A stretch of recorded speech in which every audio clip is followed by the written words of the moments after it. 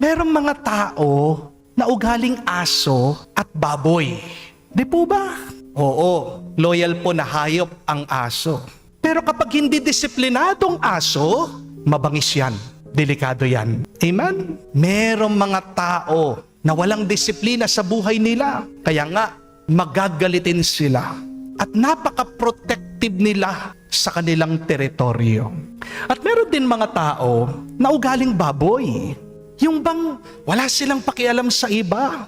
Basta't nabubusog lang sila. Basta't nakikinabang lang sila. Di po ba?